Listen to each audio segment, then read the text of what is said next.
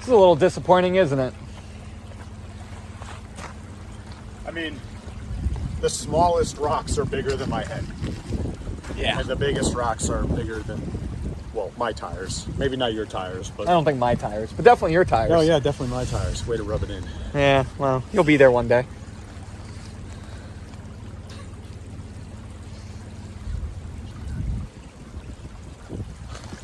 I don't think this is happening tonight.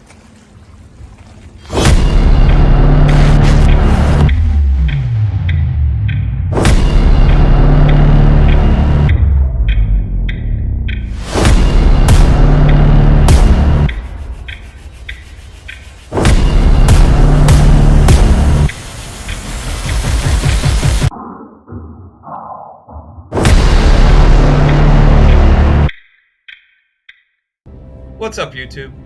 Welcome back to the AT4 Overland Bound channel. Today, we're embarking on a thrilling winter adventure in Vermont. Our goal? To spend a night camping in the snow, surrounded by the Green Mountains. Joining me on this journey is my good friend Ken from Varsity Overland. Keep an eye out for his video, where he'll share his own unique perspective on this epic adventure that didn't quite go as planned. Towards the end of this video, Ken and I will sit down to discuss the highlights, challenges, and lessons learned from this trip. So sit back, relax, and enjoy this incredible adventure. And hey, if you're enjoying the content and want to see more, don't forget to hit that subscribe button. Feel free to drop a comment below and share your thoughts. I am eager to hear about your snow wheeling adventures, winter camping trips, or any interesting encounters you've had. But let's not waste any more time chatting. It's time to go explore and have some fun. I thought it was supposed to rain, not hail. I was literally just saying that.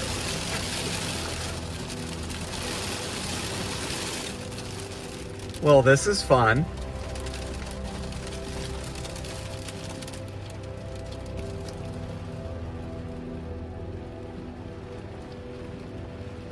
That was perfect timing. I had my camera on.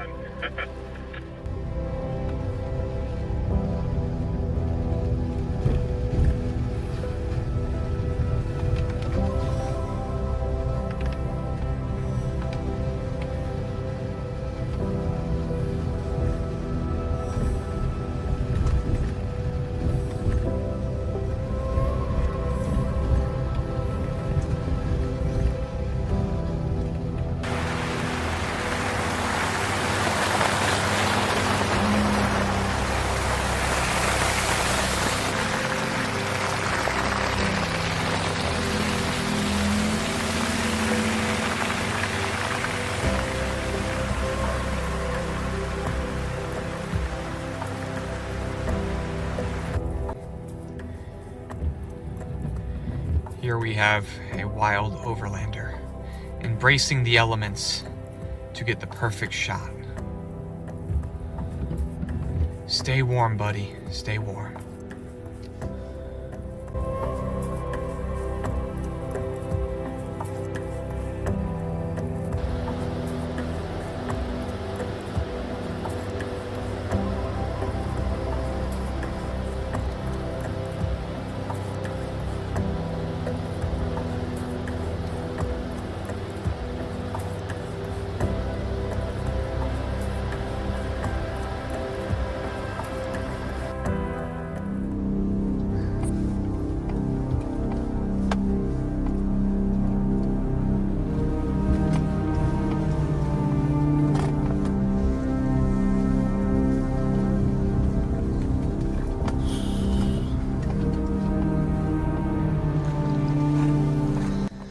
So after about 6 hours worth of driving all over Vermont, attempting to get to, let's see, we're at 4 different possible camping sites now.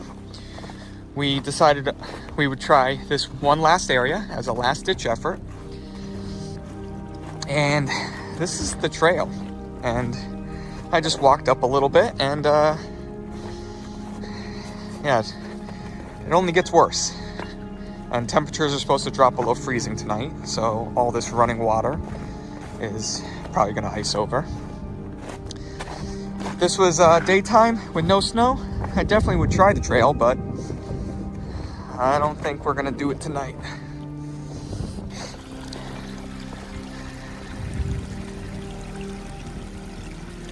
While I was busy scouting the trail, Ken was busy taking pictures. Gotta stick to what we're good at, you know? Alright, so here's the situation. We gotta get out of this trail. There's nowhere to turn around right now. So, we're gonna make use of the walkie-talkie. Jeremy's gonna hold the walkie, talk to me, and guide me backwards, basically, down a portion of this trail. And then I'm gonna do the same for him. And, you know, hopefully nobody dies.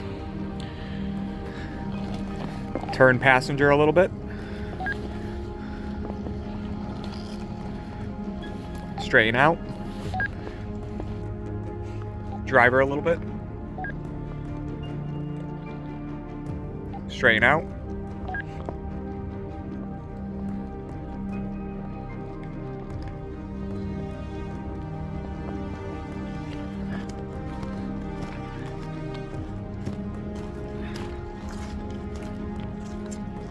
You're good, keep coming straight back. So we just got Ken turned around on this trail that ended up being way rougher than we expected. So now we gotta get me turned around. This ought to be fun.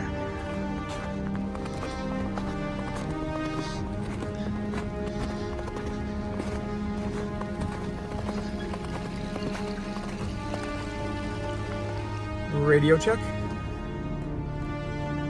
I hear you loud and clear. All right, let's do this.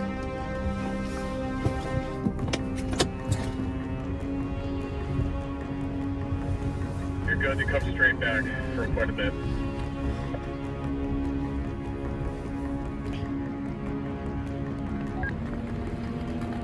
A little bit more to driver.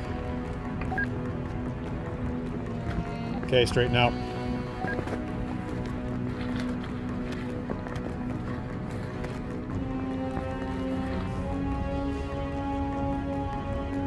Good, nice and straight.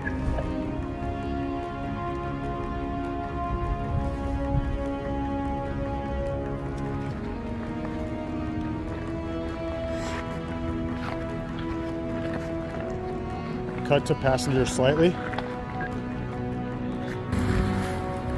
All right, you should be clear if you cut it hard to passenger.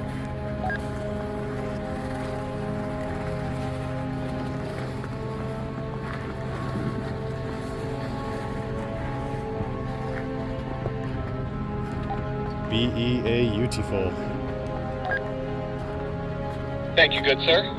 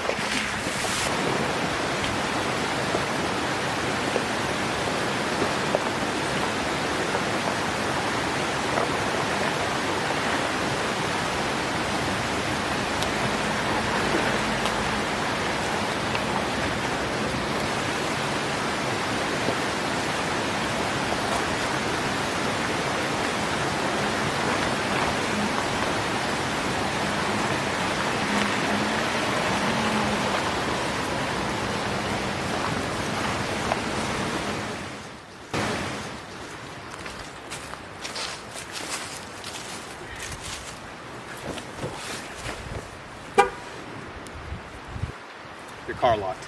My car locked. It's in a dangerous location. Very dangerous location. Speaking of dangerous locations. Oh boy.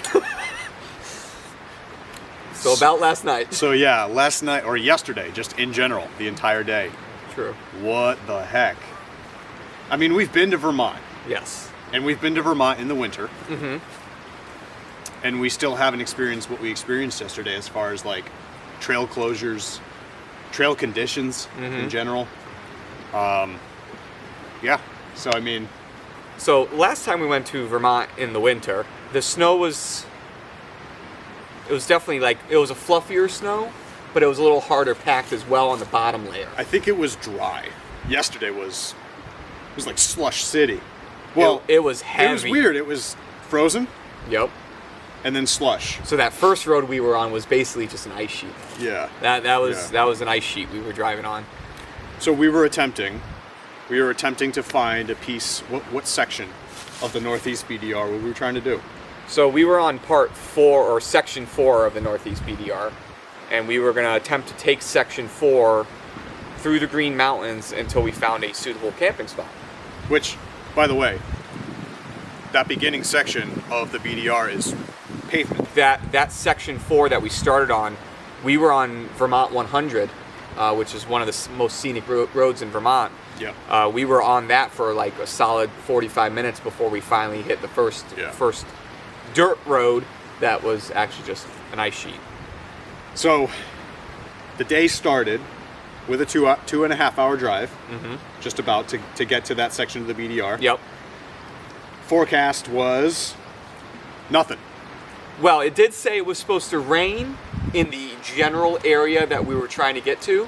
But it was until supposed to 1 o'clock. Yeah, until like 1 o'clock. So And we got there around 1 we got o'clock. there around 1, and it's like, we're looking around as we're driving, and still raining. And then suddenly, And then at one point it transitioned into hail, out of nowhere, and then back to rain, Yep. and then I think it just went straight to snow. So you can see, like the layers of just starting to like pile one on top of another. yeah, definitely once we started down that reservoir trail and we started gaining that little bit of elevation, it said nothing about snow, and it just started snowing out of nowhere. Yeah. So we had, the weather was not on our side. A few of the trails were closed. Yep. Just simply because of like snowmobile access. Yep. You mentioned something about that yesterday with the snowmobiles. Yeah, so in Vermont, you got, I think it's called the Vermont Association. Association of Snowmobiles or something like that. And they basically are partnered with the state and the U.S. Fire Service to allow them exclusive access to some of the fire service roads during winter season. Right. Which we suspected would have been an issue last year. Yes. And when we took that section of the Green Mountain National Forest last year, it was further north. It was further north, and that was a section that's not. Yeah, we didn't have exclusive any to them. issues with like the snowmobile access blocking stuff off. But then I guess yesterday we were further south, and it was absolutely an issue. So we came across one area. It wasn't the area we wanted to go to because, again, there was a big sign said, closed to motor vehicles except for snowmobiles. But right prior to that sign, there was a national forest campground, like an airfield campground in Somerset. But the snowpack there, it was easily 6 inches or more. Yeah. And with the temperatures dropping, our trucks probably would have gotten frozen in the snow and then leaving in the morning. And then the road, it might have been slush while we were getting there, but overnight it was going to dip below freezing, and then in the morning it would have been a whole nother story.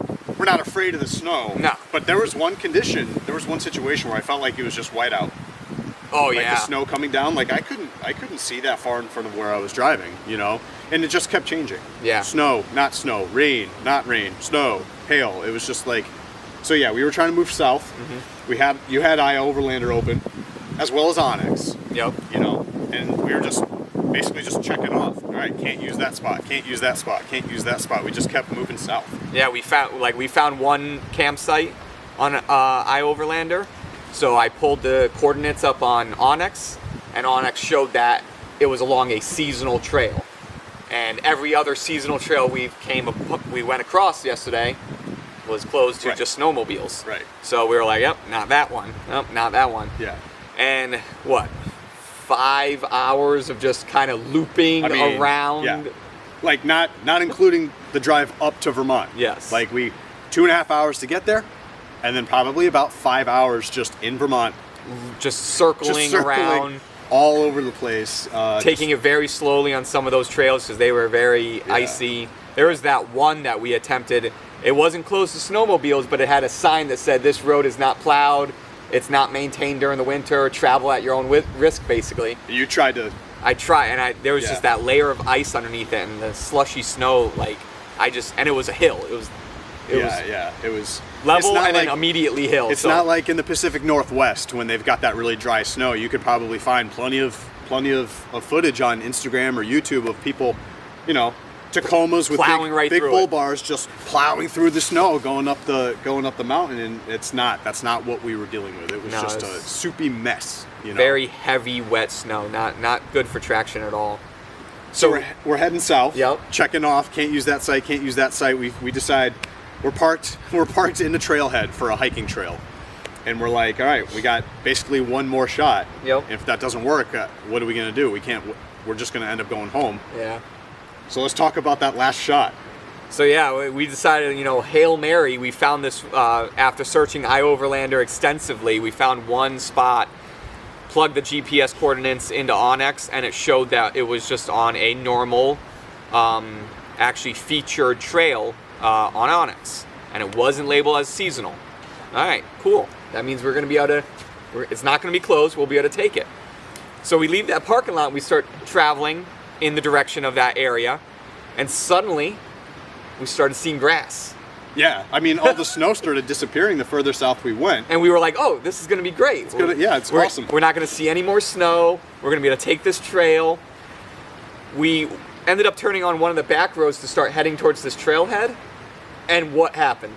Just straight up blizzard out of nowhere. It was like a light switch. No snow, you could see grass, and then boom, winter. Yep. It was like blizzard, whiteout. Snow was coming down. Trail was covered in snow. But that trail, we've probably included some footage of it over the video already. But I mean, there were rocks the size of our tires. Like you said last night, the smallest rocks were the size of your head. The smallest rocks were the size of my head. Some of them were fairly loose as well. There was a lot of running water too. Running water, absolutely. That's what I was about to say. And it was pitch black. Yeah. Thank God for your diode dynamics and my Bajas. We had plenty of light on the trail. Yeah, I think that trail is probably the limit right now. Is the limit that we'd go to for our ability of off-road driving. For now, in the pursuit of finding a campsite. Yeah. Yes, yeah. Exactly. Yeah. It was. I mean, I don't know. I was smiling. Yeah. We finished. What did I? So I asked you about what you'd rate it as far as if we were using the pilgrimage in Vermont, if we were using their color-coded system, what would you call that? So, I'd say that was probably a red. A red trail. Yeah, they say the green is easy. Green almost any vehicle can do. Blue is your typical stock four-wheel drive vehicle with maybe some minor modifications like a level kit, maybe a little bit of a lift. Maybe slightly more aggressive tires. Yep, all-terrain tires, stuff like that. Red trails are for modified 4x4s.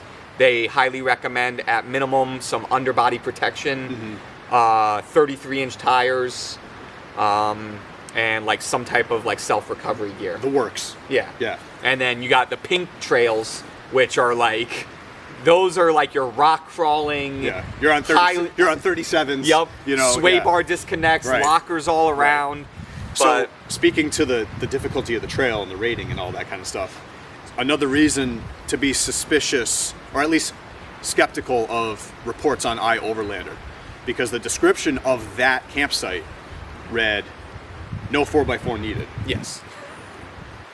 And then there were comments that were like, you're crazy, there's absolutely 4x4 needed. What we took, absolutely 4x4 was needed, but you wondered if the person who wrote it was referring to another section or coming in from another direction. Yeah, so one of the comments said if you came in, we were entering through the west. So the site we were trying to reach, we came in from the west side. I think the original description was talking about coming in from the east side. Yeah, so it because might one of the comments did say if you come in from this side, it's an easy trail. But the other side absolutely is a 4x4, you know, pretty rough trail. Yeah, so keep that in mind for those of you that use iOverlander or similar apps to mark campsites.